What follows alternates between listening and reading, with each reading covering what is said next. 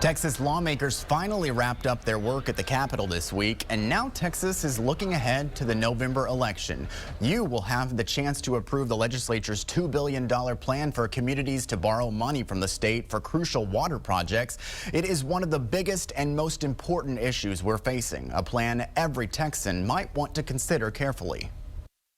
Go directly to our polling places because that's where I'm going. Waging a statewide campaign can be a difficult thing to do. Ask any candidate. 254 counties, 270,000 square miles.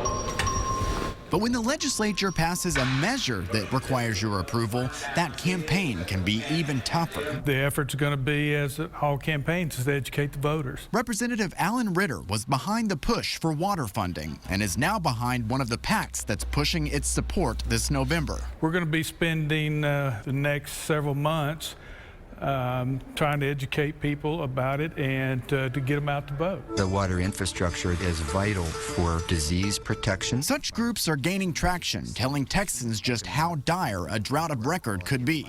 The state says businesses would lose $116 billion by 2060. That year, 1.1 million jobs would be lost. By then, because of those losses, the state's population could fall by 1.4 million people. And 403,000 fewer students in Texas schools. The measure would let communities borrow money from the state to build crucial projects like water treatment plants, surface water pumps, and tools to filter water. It's about future Texas.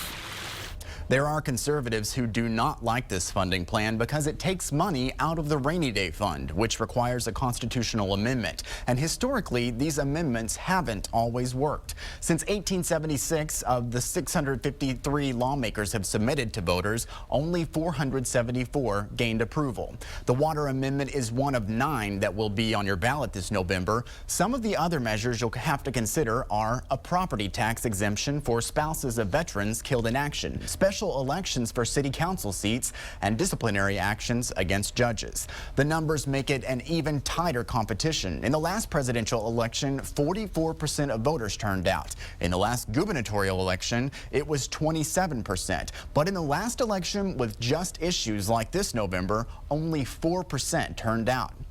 Moving forward, you have the election and the next. Governor Perry isn't running for re-election, but he has the power to call a special session at any time, as long as he's in office. We'll continue covering it all here on KXAN News and KXAN.com. You can email me your thoughts and questions at josh.hinkle@KXAN.com. You can also find me on Twitter @HinkleJ. Thanks for joining us for In Session In Depth. Have a great morning.